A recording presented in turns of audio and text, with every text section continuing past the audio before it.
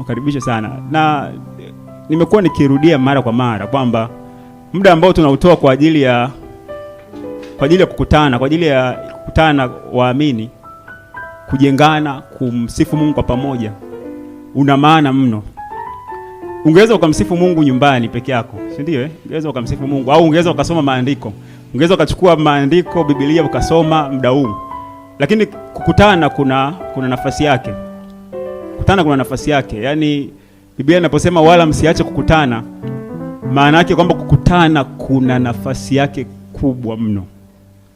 Yaani kuna vitu tunaweza kuifanya wenyewe, lakini ile kukutana wawili watatu mmekutana kwa ajili ya jambo moja ambalo ni la Mungu, ni kitu ambacho kina upendeza moyo wa Mungu. Ndio maana akasema, tazama ilivyo vyema na kupendeza ndugu wakae pamoja kwa umoja. Kwa hiyo mahali hapa ni pazuri, jambo hili ni jema. Yaani kukutana, kushiriki pamoja na wenzako kwa ajili ya kulitia jina la Bwana ni kitu kizuri, kitu chenye kupendeza. Basi leo tunakwenda kujifunza somo ambao naamini litatujenga sote. Kwa anasema ninachosema hapa sio kwa ajili yenu pekee yenu, ni kwa ajili yetu sote. Tutakwenda kusikia ujumbe ambao unasema elewa kuhusu kuongozwa na Roho. Elewa kuhusu kuongozwa na Roho. Na hii kitu kuongozwa na Roho hii, kusema mtu bana mimi hapa na roho kuongozwa na Roho ni kitu ambacho wakati mwingine tumekisikia, hatuelewi kwamba hivi Roho anaongozaje. Roho anaongozaje? Tumekuwa tunasikia kwamba bana wale wanaongozwa na Roho ndio wana wa Mungu. Wakati mwingine Roho ameniongoza jambo ile, Roho namsikia Roho anasema. Lakini kuna wengine bado hiyo kitu hawajalielewa, kwa maana ya kwamba hawajaelewa inakuwaje Roho anamuongoza mtu na Roho anaongozaje. Na niseme hivi, kati ya kitu ambacho ni cha muhimu sana kuwa na ufahamu nacho au kuwa in touch nacho ni Roho Mtakatifu. Kwa sababu katika zama hizi tunaongozwa na Roho, hatuongozwi na Torati. Katika zama zile kabla ya Kristo walikuwa wanaongozwa na sheria ya Torati. Lakini kwa sasa tunaongozwa na sheria ya Roho wa uzima. Maana yake ni kwamba Roho Mtakatifu anachokisema ndio sheria. Anachokisema ndio sheria. Kwamba tuongozwe tena na sheria zile zilizoandikwa katika mawe au zile sheria ambazo zilitolewa kwa mkono wa Musa. Kwa hiyo msingi wa mwenendo wa muamini wa leo ambaye anamwamini Kristo, msingi wake lazima uwe umetokana na uongozi wa Roho Mtakatifu. Ndio maana ikafika pointi tukambania Roho Mtakatifu katika maisha yetu. Maana yake kwamba tunaweza tukakuta tunaongozwa katika namna nyingine, Kwa leo tutaangalia namna gani Roho Mtakatifu anavyoongoza. Na tukiangalia neno kuongoza. Tuanze kwanza hapo. Kwa sababu kitu unasema elewa kuhusu kuongozwa na Roho. Tukichambua tu ile neno kuongozwa. Tunaposema mtu anaongoza, mtu kwa namna tu nyepesi, kwa namna ya kawaida kabisa. Tunasema bana huyu ni kiongozi wetu, anatuongoza. Maana yake kwamba tafsiri yake ni nini? Tafsiri yake ni kwamba mtu anayeongoza ni mtu anayetoa maelekezo. Anaweza akatoa maelekezo kwa maana ya kuwa kielelezo, kuwa mfano, au kwa maana ya taarifa. Anatoa taarifa ambazo zinatuongoza. Tunafahamu wengine tumeajiriwa kwenye mataasisi, kwenye manini. Tuna viongozi, ndio Mara nyingi viongozi wanatoa maelekezo. Yaani kusema huyu ni kiongozi wetu, maana yake kwamba yeye amebezi kwenye maelekezo. Na kwa nini ameketi kwenye ile nafasi ya kutoa maelekezo? Kwa sababu amequalify katika namna ya utendaji. Kwa sababu ili mtu awe kiongozi, cha kwanza lazima awe ameprove kwamba anaweza kile kitu ambacho anakiongoza, anaweza akatoa maelekezo. Ameweza kutembea nacho, akakitendea katika namna ambayo ni namna ambayo ni njema. Kwa maana gani nasema hivyo? Kiongozi yoyote kuna namna alikuwa kwanza mtendaji. Alikuwa mtendaji akatenda, alafu ndio akaqualify, wakampandisha cheo, akawa ndio anaweza kutoa maelekezo. Ndio maana viongozi wengi ukiangalia hata kwenye majeshi, kwenye taasisi, kwenye nini, wao ni kutoa maelekezo. Ila kuna watu ambao wanatenda, wanaenda field, si ndio Nafikiri mnaelewa. Lakini ukiangalia historia za hao watu, kwanza walianza na field. Na katika hilo tunaweza tukasema Yesu ni kiongozi wetu, kwa sababu Yesu alikuja akaishi ulimwenguni hapa, akaenenda katika ulimwengu huu ambao sisi tunaona una changamoto.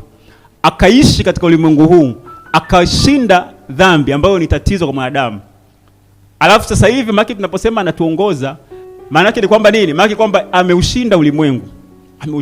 Kwa hiyo kiongozi yoyote maana yake ni kwamba cha kwanza kabisa lazima kile ambacho anakiongoza awe tayari ameshafaulu.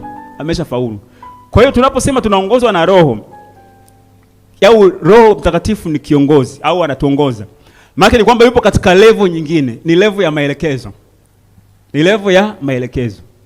Au ni level ya kuwa kielelezo kwetu. Sasa nimesema hivyo, tumezungumza kwa habari ya Yesu alipokuja ulimwenguni hapa akaishi na sisi akiwaelekeza wanafunzi, lakini wakati anaondoka akasema atawaletea nini? Msaidizi. Kwa sababu wanafunzi walikuwa wanasikitika kwamba huyu tushazoea anatuelekeza, nenda hivi, fanya hivi. Sasa hivi fanyeni hivi. Sasa huyu mtu anaondoka, anatuacha. Lakini Yesu akawaambia, mimi naondoka, lakini kuna msaidizi ambaye Baba atampeleka. Lakini huyo msaidizi atakuja kufanya nini? Tusome sasa katika kitabu cha Yohana 14:26. Anasema, lakini huyo msaidizi, huyo Roho Mtakatifu ambaye Baba atampeleka kwa jina langu, atawafundisha na kuwakumbusha yote niliyowaambia. Atawafanya nini? Atawafundisha. It's all about information. Ni ile maelekezo, ni kutoa maelekezo. Atawafundisha na kuwakumbusha. Ni maelekezo. Kwa hiyo unapofikiria moja kwa moja kwa habari ya kuongozwa na Roho Mtakatifu au Roho Mtakatifu kutuongoza, kitu cha kwanza ambacho utakuwa ufikirie ndani mwako, information, taarifa, maelekezo. Yaani unapofikiria kwa habari ya Roho Mtakatifu kuongoza, yaani cha kwanza kabisa kinachokuja kwenye akili yako ni mambo mawili ambayo Yesu alisema, atawafundisha yote na kuwakumbusha yote. Sasa kukufundisha na kukukumbusha, Roho Mtakatifu anachokifanya ni taarifa. Kwa sababu jukumu la utendaji ni maamuzi yetu katika maisha yetu. Kwamba Roho Mtakatifu anaweza akakwambia afu ukapuuza. Yaani Roho Mtakatifu hashurutishi. Roho Mtakatifu namna anavyoongoza ni taarifa. Kwa hiyo katika maisha tunayoishi kiuhalisia, yaani katika maisha tunayoishi, mtu ambaye anakufundisha au anayekupa maelekezo ni mtu ambaye anaweza akabadilisha maisha yako. Yaani daktari yuko vile alivyo kwa sababu ya maelekezo ya daktari. Sio mwanasheria hivyo. Yaani mtu vile alivyo ni kwa sababu ya information, taarifa, maelekezo. Kwa hiyo Roho Mtakatifu anawafanya watu kuwa sawasawa na Kristo alivyo. Kwa sababu ya nini? Kwa sababu ya information. Na tulizungumza wiki iliyopita kwa habari ya taarifa. Kati ya vitu ambavyo ni hatari mno katika maisha ya ulimwengu huu ni taarifa. Yaani the way Mungu alivyomuumba mwanadamu, alimuumba mwanadamu aenende kwa kile anachokisikia, taarifa. Kwa hiyo Ibilisi au Mungu anapotaka kumbadilisha mtu au kumfanya mtu aenende katika namna fulani, yaani kitu ambacho anakiachilia kwa ule mtu ni taarifa. Na watu wako vile walivyo kwa sababu ya vile ambavyo wanavisikia. Kwa taarifa ni kitu cha muhimu sana. Na ukiangalia pia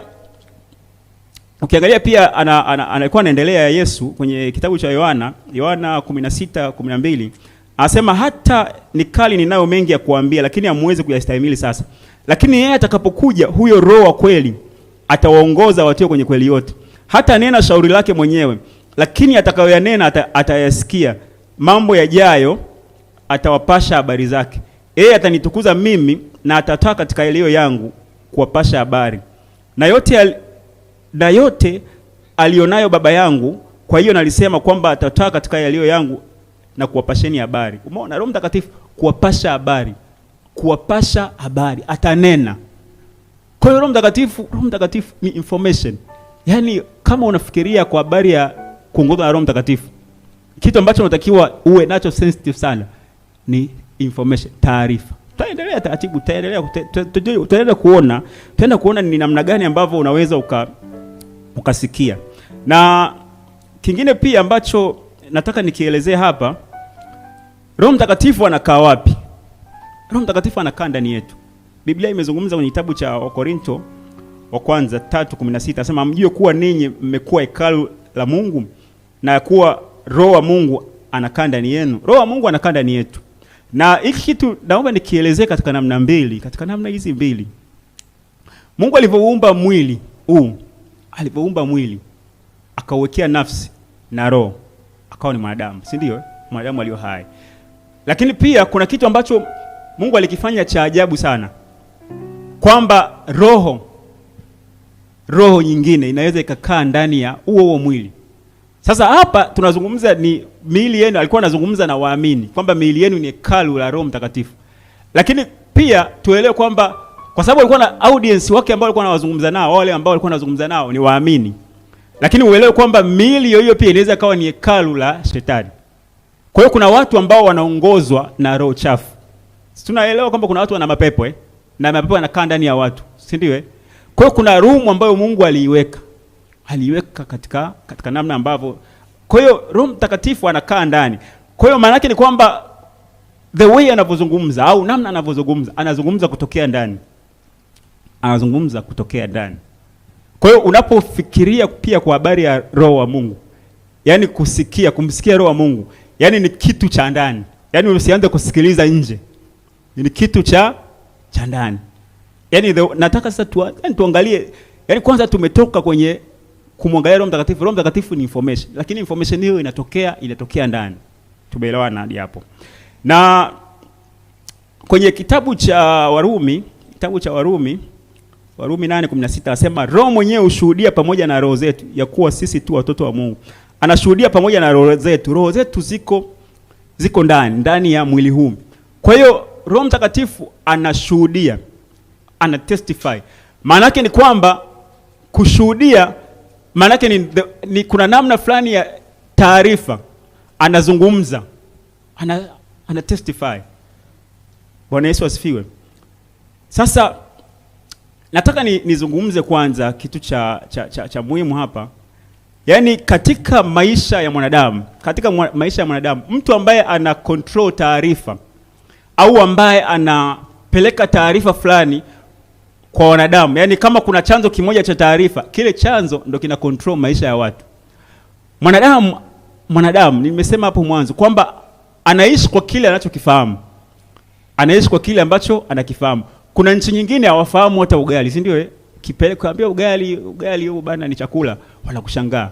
Lakini sisi tumezaliwa tumekuta ugali ndio chakula. Kwa hiyo taarifa ya kwamba hiki ni chakula, yani ndio tunaishi hivyo. Kwa hiyo mwanadamu anaishi kwa kile ambacho anaishi, kwa taarifa, kwa neno, kwa information. Na taarifa ni kitu cha hatari mno.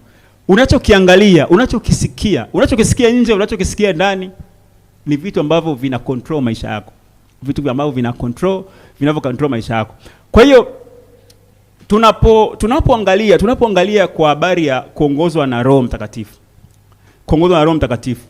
Tutakuja kuona namna ambavyo Roho Mtakatifu anaongoza, lakini Roho Mtakatifu kuna vitu ambavyo, kuna namna ambavyo pia anazungumza pia kupitia watu. Anazungumza kupitia watu kama vile Ibilisi anaweza kuzungumza kupitia watu. Kwa hiyo vyanzo vya taarifa kwamba Roho yuko ndani ya mtu, anamuongoza mtu kuzungumza neno lake, kama Kristo alipokuwa anazungumza akasema kwamba ninayoyazungumza siyasemi kwa shauri langu. Alikuwa anazungumza kwa kuongozwa na Roho, kwa sababu Roho wa Mungu alikuwa ndani yake. Unajua moja ya kitu ambacho tuelewe kwamba Yesu mwenyewe katika maisha yake ulimwenguni hapa aliongozwa na Roho. Yaani Roho Mtakatifu alimuongoza Yesu. Alikuwa ni mwana wa Mungu, lakini katika ulimwengu huu connection kati ya Baba na yeye, Roho Mtakatifu alihusika. Kwa sababu gani nasema hivyo? Ukiangalia Yesu aliongozwa kwenda nyikani, si ndio? Na Roho alimuongoza kwenda nyikani. Kwa hiyo kwenda kule nyikani ni Roho Mtakatifu alimuongoza. Kwa hiyo hata Yesu mwenyewe maisha yake hapa ya ulimwenguni aliongozwa na Roho. Lakini pia hata kufufuka kwa Kristo Tutakuja kuona kwamba yasema roho alimfufua Yesu. Kwa maisha ya Yesu ulimwenguni, kufaulu kwa Yesu ulimwenguni hapa ni kwa sababu aliongozwa na Roho. Kwa sababu yeye ndio mwanzilishi wa imani yetu. Kwa hiyo alijaribu kile kitu ambacho, yani aliishi maisha ambayo kila muamini akiaishi kama yeye, maana kwamba atafaulu kushinda changamoto na dhambi ya ulimwengu na dhambi ya ulimwengu huu. Kwa hiyo haiwezekani kwamba Yesu ameishi ulimwenguni hapa kwa nguvu zake au kwa uweza wake, alafu sisi atuambia yeye aliongozwa na Roho. Kwa hiyo alivyopaa, yule ambaye alimsaidia, alimwezesha kuishi katika ulimwengu huu, akamwachilia kwetu. Akamwachilia kwa sababu haiwezekani kusema kwamba Yesu akaongozwa na Roho, alafu ndivyo ambavyo ilivyo kwamba Yesu alishinda ulimwengu huu kwa sababu ya Roho wa Mungu. Na kingine ambacho nataka nikiseme hapa, ni muhimu sana tuelewe kwamba Yesu ni nani. Tukisoma kwenye kitabu cha Yohana wa kwanza mstari wa kwanza, anasema hapo mwanzo kulikuwa na neno, naye neno alikuwa kwa Mungu, naye neno alikuwa Mungu. Anasema ndani yake ndimo ulikuwemo uzima, na ule uzima ulikuwa nuru ya watu. Kwenye kitabu cha kwenye mstari wa 12 anasema bali wote waliompokea aliwapa uwezo wa kufanyika watu wa Mungu, ndio wale waliaminio jina lake. Akaendelea huko chini. Nataka kusema ni nini? Nataka kusema kwamba Yesu cha kwanza kabisa, kwa sababu kitu ambacho Yesu alikisema, Roho huyo msaidizi atakapokuja, hatonena kwa shauri lake, bali atanishuhudia mimi. Sasa Yesu Kristo, tukimwangalia Yesu ni neno la Mungu. Ninaposema Yesu ni neno la Mungu, ninamaanisha nini? Ninamaanisha Yesu ni taarifa, au Yesu ni kielelezo, ni ujumbe wa Mungu, kwamba Mungu alikuwa anataka kuzungumza, au alikuwa anataka kuzungumza kuwaonesha wanadamu jinsi alivyo. Alikuwa anataka kuzungumza na wanadamu aliyepotea. Kwa hiyo alichokifanya nini? Akawa na mwana, sababu Yesu ni mwana wa Mungu. Kwa hiyo yule mwana akaishi sawasawa na vile ambavyo kile ambacho Mungu alikuwa anataka mwanadamu aende nacho. Kwa hiyo tunapomwangalia Yesu ni ujumbe, ni neno la Mungu. Ndio maana kusema hapo mwanzo kulikuwepo na neno, naye neno alikuwa kwa Mungu, naye neno alikuwa Mungu. Kwa hiyo tunapomwangalia Yesu kwanza, tutakuja kwenye Roho, lakini nataka tumwangalie kwanza Yesu, kwa sababu tunapomzungumza Roho Mtakatifu anapotuongoza, ni anatuongoza kwa shauri, anatuongoza kwa habari za zile, au anazungumza sawa sawa na neno la Mungu. Neno la Mungu ni nani? Neno la Mungu ni Yesu Kristo. Neno la Mungu ni Yesu Kristo. Na Yesu ni taarifa au ujumbe wa Mungu ulio hai, kwamba aliishi katika ulimwengu huu, akaenenda katika ulimwengu huu kama neno halisi la Mungu lililo ndani ya mwili. Yaani tukimwangalia Yesu namna anavyoenenda, tukiangalia Yesu habari zake, ndio ujumbe au package ya Mungu katika namna ya mtu. Kwa hiyo ndivyo hivyo tangu mwanzo, tuelewe hivi, tangu mwanzo kitu ambacho nataka nikiseme pia, tangu mwanzo Mungu alikuwa anazungumza na mwanadamu kupitia neno lake. Yaani Mungu anazungumza na mwanadamu kupitia tangu mwanzo. Ukiangalia kwenye kitabu cha Mwanzo kule Eden, Adam na Hawa walikuwa wakisikia sauti ya Mungu.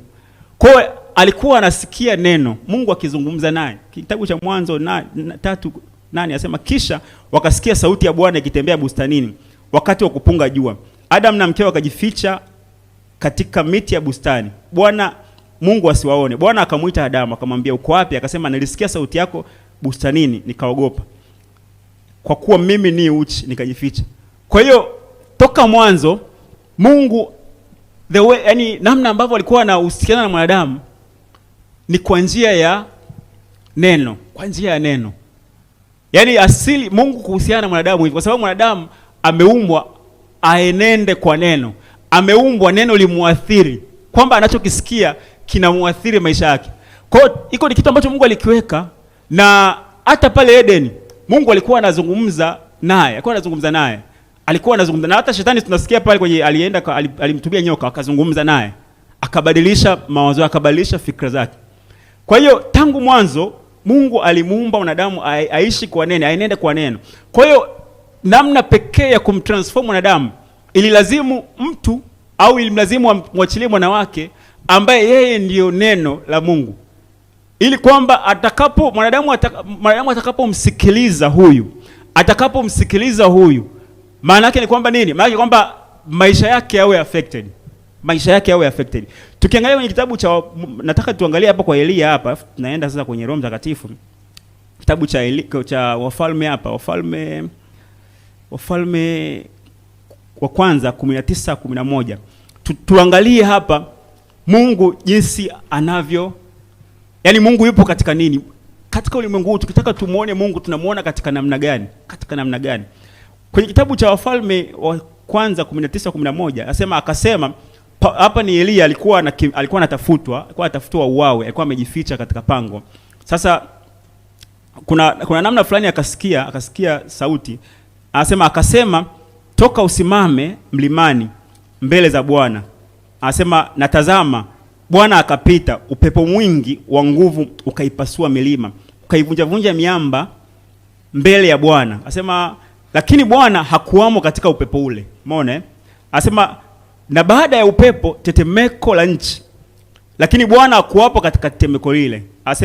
Na baada ya tetemeko la nchi kukawa na moto, lakini Bwana hakuwa katika moto ule.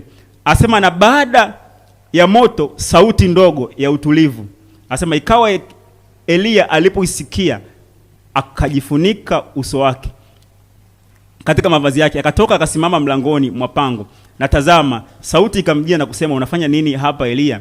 Umeona kwamba kulikuwa na matetemeko, kulikuwa na moto, kulikuwa na vitu vya kutisha, lakini Mungu hakuwa katika vile vyote. Lakini aliposikia sauti ndogo ya utulivu, maana kwamba Mungu alipozungumza, neno lake liliposikika, maana ni kwamba ndio pale sasa, maana ndio Mungu alionekana. Ndio pale Mungu alionekana. Kwa tangu mwanzo Mungu amekuwa the only way ya mawasiliano ya Mungu na mwanadamu kupitia neno. Adamu alisikia neno, manabii walikuwa wanasikia neno. Ukimwangalia Elia, neno. Na hata tutakuja kuona Roho Mtakatifu, neno. Yaani neno ndio lina transform maisha ya watu. Neno ndio linabadilisha maisha yetu. Inawezekana tunakwama sehemu kwa sababu tu ya taarifa, information tulizonazo. Information ndio zinawakwamisha watu. Information ndio zinawafanya watu kuua utu wao wa ndani. Taarifa, information. Kwa vyanzo vya taarifa vina impact maisha yetu, katika namna kubwa. Sasa Yesu mwenyewe aliposema, na sasa kwenye kitabu cha Yohana wa kwanza 5:14 na huu ndio ujasiri tulionao kwake, ya kwamba tukiomba sawa sawa na mapenzi yake atusikia. Sawa sawa na mapenzi yake nini? Ni sawa sawa na neno lake. Yaani unapoenda kuomba, ukiomba sawa sawa na neno lake, sawa sawa na mapenzi yake, maana yake ni kwamba akusikia. Sawa sawa na neno lake, maana yake kwamba akusikia. Na kingine pia tunapita kwenye maandiko mengi, afu nitatulia kidogo. Taarifa nimesema taarifa ndio zinaua na kuuisha. Taarifa zinaua na kuuisha. Kwa hiyo Roho Mtakatifu pia the way anapohusiana na mwanadamu ni neno, taarifa.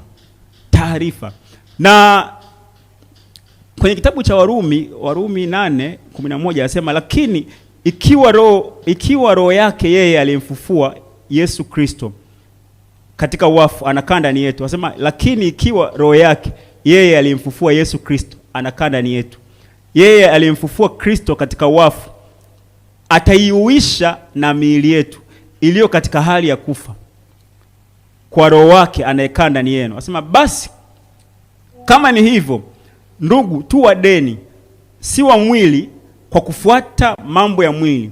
Anasema kwa maana tukiishi kwa kufuata mambo ya mwili tunataka kufa, bali mkiafisha matendo ya mwili kwa roho mtaishi. Anasema kwa kuwa wote wanaongozwa na roho, hao ndio wana wa Mungu. Kwa kuwa hakumpokea roho wa utumwa iletayo hofu, bali mlipokea roho ya kufanywa wana, ambayo kwa hiyo twalia Aba, yaani Baba. Roho mwenyewe ushuhudia pamoja na roho zetu ya kwamba sisi tu watoto wa Mungu. Kwamba hamkumpokea roho wa woga, bali mlimpokea roho ya kufanywa wana. Roho ya kufanywa wana. Wale wanaongozwa na roho ndio wana wa Mungu. Kwa Roho Mtakatifu anachokifanya ndani yetu, anaachilia taarifa ambazo zinatuwezesha kufanywa kuwa wana, kufanana na mwana. Anasema kwenye kitabu cha, anasema kwamba kuna anasema wote waliompokea aliwafanya kuwa wana wake, si ndio? Wote waliompokea aliwafanya. Yaani ukimpokea Kristo, kitu ambacho anakuahidi, anakufanya kuwa mwana. Maana kufanyika mwana ni kitu cha mchakato, na anayekufanya kuwa mwana ni Roho wa Mungu. Anayekufanya kuwa mwana ni Roho wa Mungu. Anayekufanya kufanana kama mwana ni Roho wa Mungu, ni Roho wa Mungu.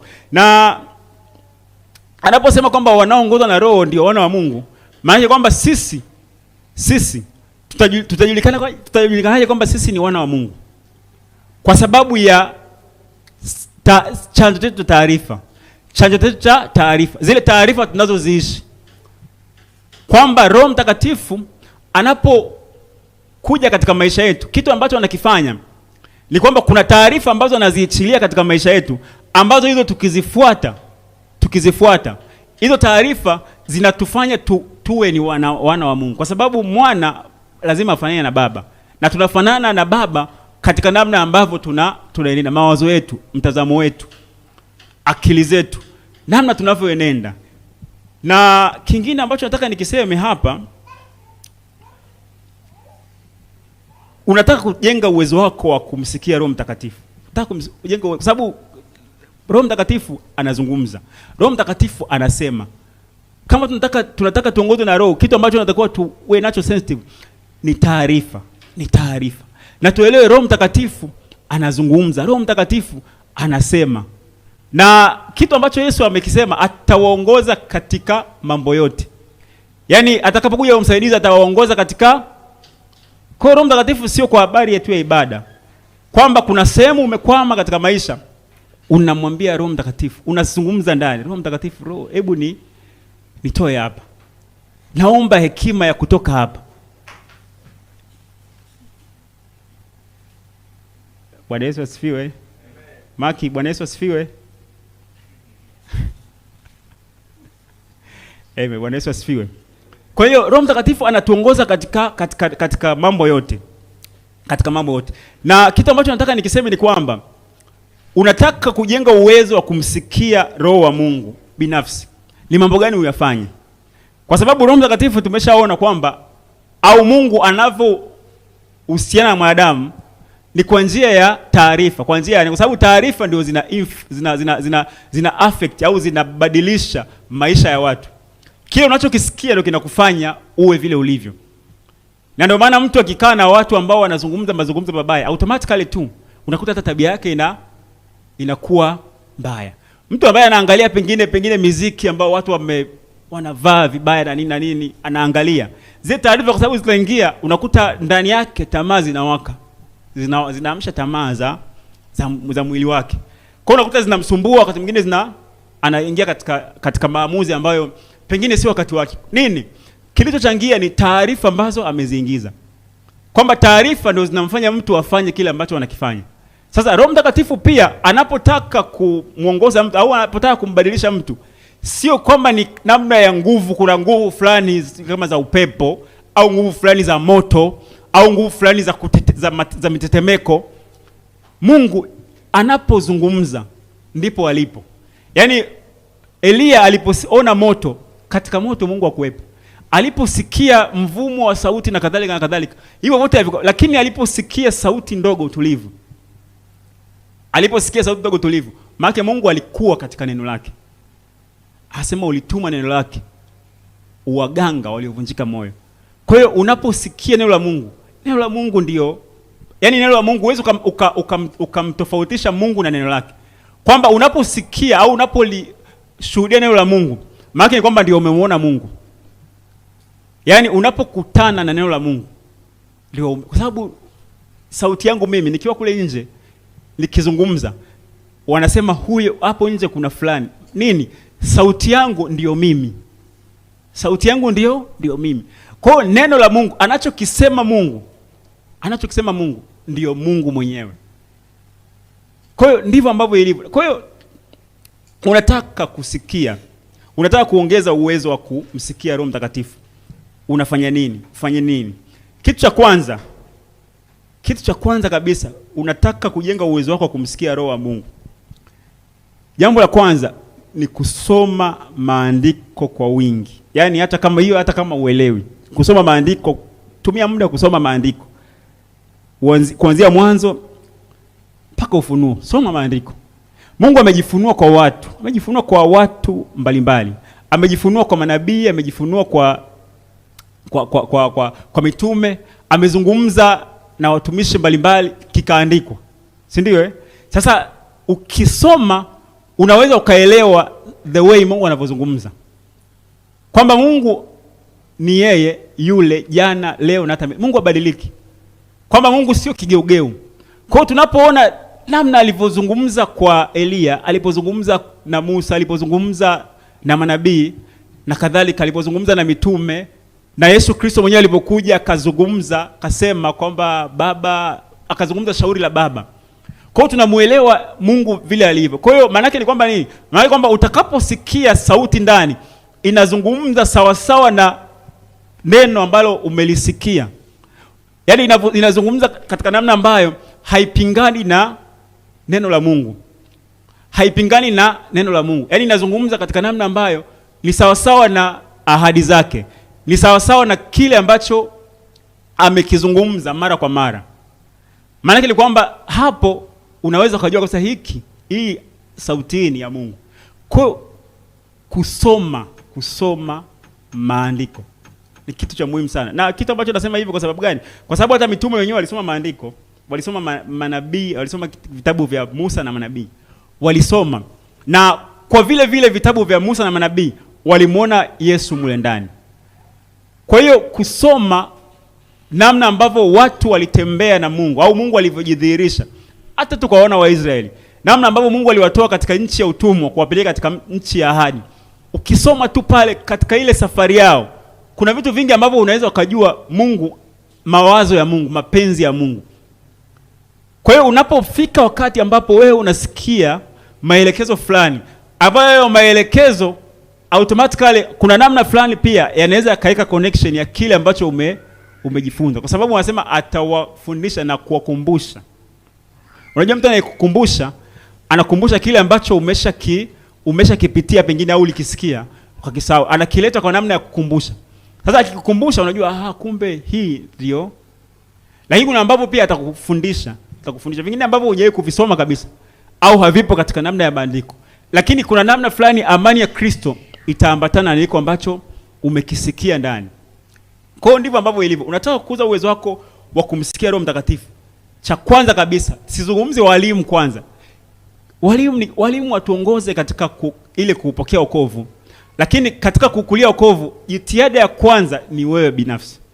Unatakiwa usome neno ili hata walimu wakija wa mafundisho ya uongo uweze kuwapima. Kama kile wanachokizungumza ni tofauti na neno, unaweza kujua hiki anachokisema ni tofauti na neno. Kwa hiyo ndio kitu cha kwanza. Ukisoma kwenye kitabu cha Ayubu 32:18, anasema kwa kuwa nimejaa maneno, roho iliyo ndani yangu hunihimiza. Tazama tumbo langu ni kama divai iliyozibwa, kama viriba vipya li karibu kupasuka. Nitanena ili nipate kutulia, nitafunua midomo yangu nipate kujibu. Huyu alikuwa ni Elihu. Alikuwa anasema kwa kuwa nimejaa maneno, roho iliyo ndani yangu hunihimiza. Kwa hiyo roho inamuhimiza kwa sababu kuna maneno yako ndani yake. Kuna neno liko ndani yake. Kwa hiyo roho anakuhimiza. Kuhimiza maana yake kwamba nini? Kukukumbusha. Unajua mtu anayekuhimiza sio kwamba anakuambia kitu kipya. Akwambia bana vipi bana, angalia usije ukachelewa bana. Wewe unajua kabisa watakuwa saa 9. Akwambia bana angalia bana usije ukachelewa. Anakuhimiza. Kwa hiyo unapoweka maneno ya Mungu ndani yako, kwa maana kwamba unapoweka namna ambavyo Mungu alijifunua kwa kupitia wengine, kwa kusoma maandiko.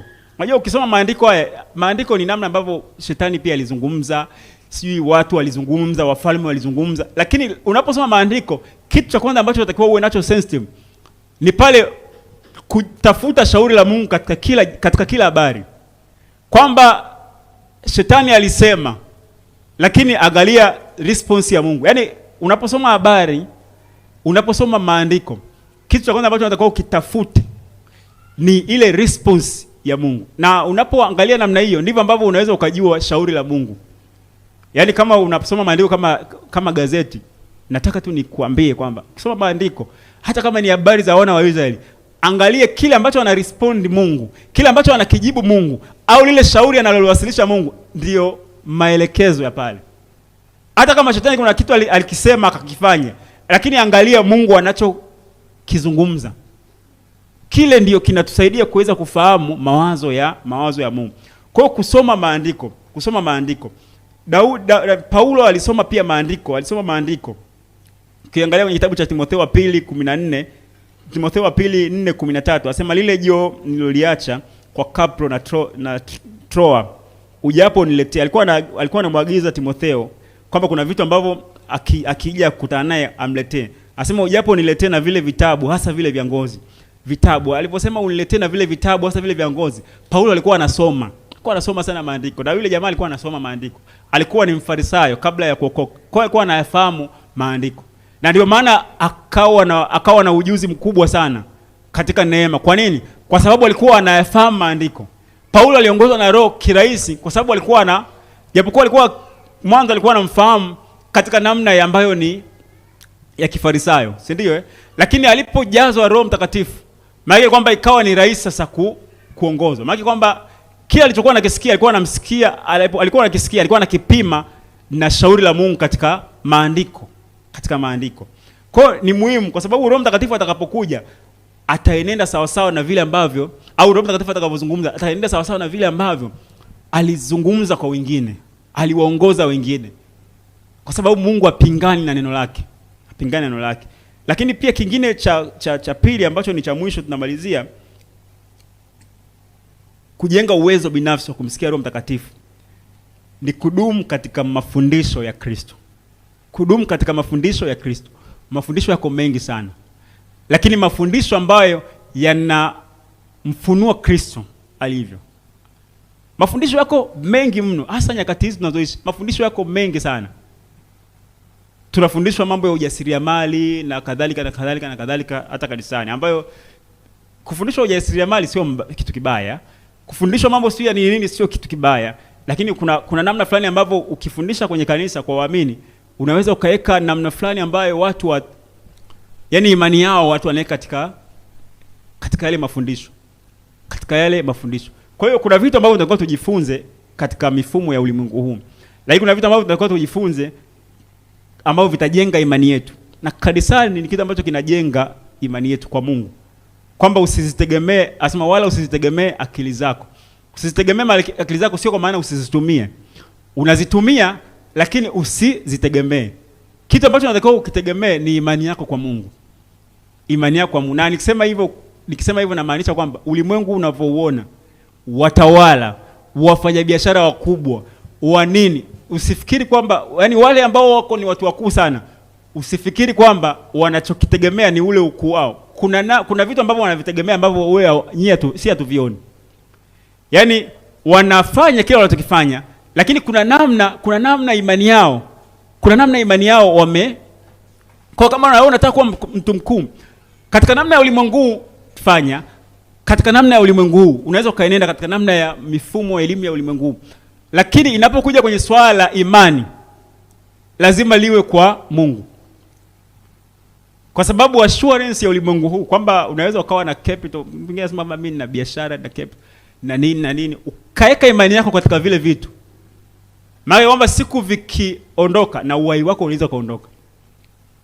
Kwa hiyo ni muhimu sana, ni muhimu mno kujenga au kudumu katika mafundisho ya Kristo. Na ukisoma kwenye kitabu cha Yohana wa pili mstari wa kwanza, sura ya kwanza mstari wa 9, anasema kila apitaye cheo wala asidumu katika mafundisho ya Kristo, yeye hana Mungu. Yeye adumue katika mafundisho hayo, yeye ana Baba na Mwana pia. Mtu akija kwenu na wala aleti mafundisho hayo, msimkaribishe nyumbani mwenu. Asema wala msimpe salamu. Yaani Yohana alishindilia kitu kikali sana kwamba mtu asiyedumu katika mafundisho ya Kristo hana Mungu. Kwa kumbe kuna mafundisho ya Kristo, Lakini pia kwenye Biblia yeye Sheikh kusema mafundisho ya mashetani. Kusoma kwenye kitabu cha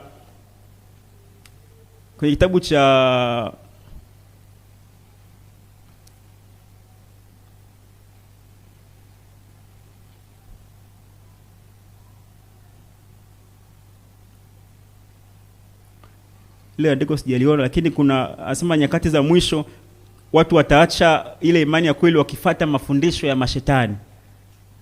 Hadi angalia hapa. Kuna mafundisho ya mashetani kwamba Kristo, kuna mafundisho ya Kristo na kuna mafundisho ya mashetani. Vyote hivyo ni vyanzo vya taarifa. Kwa hiyo katika nyakati za mwisho kuna mafundisho ya namna nyingi. Hasema watu watajifanyia walimu na makundi kwa makundi wakitafuta kusikia yale ambayo masikio yao yanapenda kuyasikia. Kwa hiyo mafundisho yako mengi, lakini ukitaka kujenga uwezo wako wa kumsikia Roho Mtakatifu, kwa sababu Roho Mtakatifu anachokifanya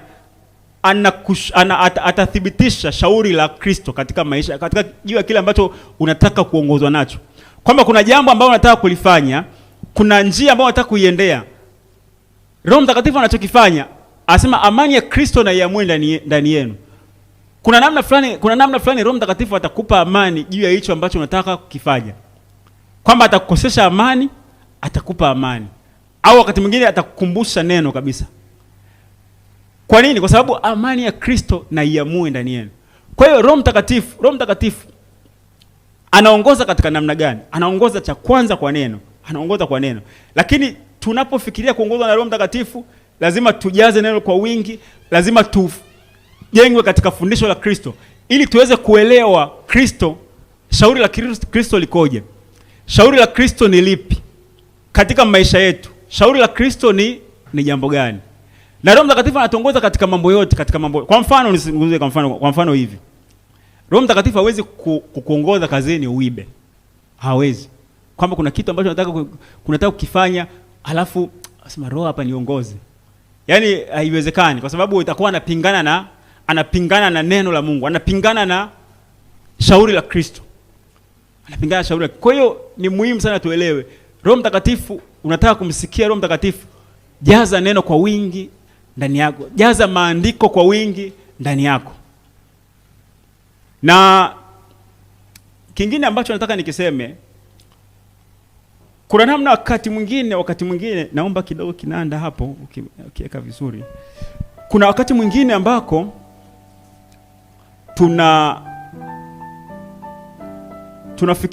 tunafikiri kwamba pengine kwenye kuomba sana, tunapomwomba Mungu, cha kwanza tuelewe kwamba hata ile process ya kuomba lazima uongozwe na Roho. Yaani ile mchakato wa pia wa kuomba lazima uongozwe na Roho. Lakini pia chochote ambacho unakifanya kwa ajili ya utukufu wa Mungu, yaani chochote ambacho unakifanya kama unawahudumia watu kwa neno, lazima uongozwe na Roho. Kwa hiyo katika kila jambo ambalo linamhusu Mungu mwenyewe moja kwa moja, inapokuja kwenye swala la huduma, yaani huduma ni moja kwa moja yeye. Katika maisha haya kawaida haya, katika ya ulimwengu, kuna wakati mwingine tunatumia pia elimu za darasani, za shule. Wewe ni daktari sehemu au ni mwanasheria sehemu, ulichokisomea ndio unakiapply katika field. Lakini ninapokuja kwenye ministry, kwenye huduma, lazima usikie shauri la Baba kwa kile ambacho anataka azungumze na watu. Kwa hiyo nimesema siku ya leo neno hili kwa habari ya kuongozwa na Roho. Tuelewe kwamba msisitizo wa leo ni kwamba Mungu anatutaka katika maisha yetu tumtazame yeye, lakini tuwe na kiu ya kuongozwa na Roho wake, kwa sababu Roho wake ndio ahadi ambayo Yesu aliahidi kwamba atakapokuja atawaongoza katika mambo yote. Na hauwezi kumjua Mungu au hauwezi kumjua Kristo pasipo Roho wa Mungu kuhusika. Haiwezekani. Hauwezi kuhudumu pasipo Roho wa Mungu kuhusika. Kwa hiyo ni muhimu pia hata sisi tutamani kuwa na ushirika na Roho Mtakatifu. Wakati mwingine unatamani kuwa na ushirika na Baba. Mungu yuko iko mbinguni. Lakini hapa ulimwenguni huu, katika ulimwengu huu ametupa roho wake, na tunaposhirikiana na roho wake, tunapomsikia roho wake, maana kwamba tutajua mapenzi ya Baba, tutajua mapenzi ya Baba. Kwa hiyo connection ya sisi na mbingu, yani tuelewe kwamba ni Roho Mtakatifu. Roho Mtakatifu ndio bridge ya taarifa, kwa sababu Roho Mtakatifu ndio anatupa taarifa ya mapenzi ya Baba. Kwa hiyo mimi na wasii au ujumbe wa leo unatusisitiza kwamba hebu tueke imani yetu au tutamani hasa kuongozwa na Roho wa Mungu. Na kuongozwa na Roho wa Mungu, jamani, kuongozwa na Roho wa Mungu ni kitu ambacho kitatutogeza hatua moja kwenda hatua nyingine. Wakati mwingine watu wanatamani kuongozwa na sheria. Tunaona watu katika kanisa bado wanashika mapokeo ya Kiyahudi. Unasikia mambo ya Sabato, unasikia mambo ya aina za sadaka fulani, lazima iwe hivi, lazima iwe hivi. Yaani kuna namna fulani tunataka tuongozwe na sheria. Lakini tunapoongozwa na Roho wa Mungu, Roho Mtakatifu jinsi alivyokuwa wa ajabu, anaweza kukataza wewe kitu fulani kwa sababu ya kiwango chako au kwa sababu ya ile namna ambapo anataka akupeleke, lakini mwingine asimkataze. Kwamba kuna mtu mwingine akiingia, labda kuna sehemu fulani akienda kukaa, Roho Mtakatifu anaweza kumwambia usiende pale kwa sababu wewe, kulingana na nafasi yako au kulingana na kule ambako nataka nikupeleke, ukienda pale utaharibu future yako. Kwa hiyo Roho Mtakatifu anajua kumuongoza kila mtu ili apate kulitimiliza lile kusudi lako. Ndio maana Roho Mtakatifu anapoongoza, kitu cha muhimu, hatokiuka neno la Mungu. Yaani anapokuongoza, kipimo ni ile namna alivyo Mungu. Lakini Roho Mtakatifu anamuongoza kila mtu sawasawa na ile destination point yake, ile destination au ile hatima yake. Kuna vitu ambavyo anaweza kanikataza mimi, kwako wewe asikukataze. Kwa nini? Kwa sababu ya kusudi ulilolibeba. Kwa tukijifunza kumsikia Roho Mtakatifu, tukiwa na utulivu wa kusikia, na tunamsikia pia hata kwa kumtafakari Mungu. Tumemeza maneno yake, tumesikia maneno yake, tumesoma maneno yake, tumesikia shauri la Mungu jinsi alivyozungumza kwa wana wa Israeli, anazungumza kwa watu waliopita, yakaandikwa, tukasikia mafundisho, tukasikia shuhuda mbalimbali. Vile vitu vinatusaidia tunapomtafakari Mungu. Kuna namna ambavyo pia tunatiwa moyo wakati mwingine, kuna wakati mwingine umekata tamaa, lakini ukitafakari kwa habari ya Mungu alivyookoa wana wa Israeli, Roho Mtakatifu anaweza kukwambia kwamba hivi wewe iko unachofikiri kwamba ni kikubwa. Mungu alimtoa pengine nani? Alimtoa Danieli katika tundu la simba. Kuna namna ambavyo anaweza kukukumbusha ukakumbuka yale namna alivyofanya, kwamba kila ambacho unakiona pengine ni kikubwa, kwa sababu amekukumbusha yeye, unakuwa unapata nguvu mpya. Bwana Yesu asifiwe. Kwa hiyo tunahitaji sana kumruhusu Roho Mtakatifu katika maisha yetu, katika huduma yetu, katika mapito yetu, atuongoze. Na unaweza kufika point ukamwambia Roho, Roho Mtakatifu hapa natokaje? Roho Mtakatifu hapa natokaje? Kwa sababu wako watatu washuhudiao mbinguni, na wasema wako watatu washuhudiao duniani. Duniani akasema roho, maji na damu. Mbinguni ni roho huyo, akasema Baba na Mwana. Yaani katika ulimwengu huu hapa, Roho Mtakatifu ndio anatupa shauri la Mungu. Anatupa shauri au anatupasha habari kwa habari ya shauri la Baba yetu. Bwana Yesu asifiwe. Tunataka Roho Mtakatifu atuongoze. Cha kwanza nimesema information. Tuone Mungu anazungumza kwa neno lake, anatuongoza kwa neno lake. Tunataka Roho Mtakatifu tuweze kumsikia, tusome maandiko, tukue katika kumjua Kristo. Mafundisho yanamfunua Kristo. Sio mambo ya ujasiriamali, mambo sio ya nini kwenye kanisa. Tunaweza tukayasikia tu kama session, lakini kiuhalisia mafundisho ambayo yanamfunua Kristo alivyo. Kristo anavyotupenda, wazo la Kristo, wokovu wetu jinsi ulivyo, ahadi zake, namna ambavyo Yesu Kristo anatuwazia. Yesu ni neno la Mungu lililo hai. Yesu ni neno la Mungu lililo hai. Kwamba tunapomwangalia Yesu Kristo, ni ujumbe halisi wa Mungu ulio hai. Yaani anasema ni Mungu pamoja nasi. Ni Mungu pamoja nasi kwa namna gani? Kwa namna ya neno.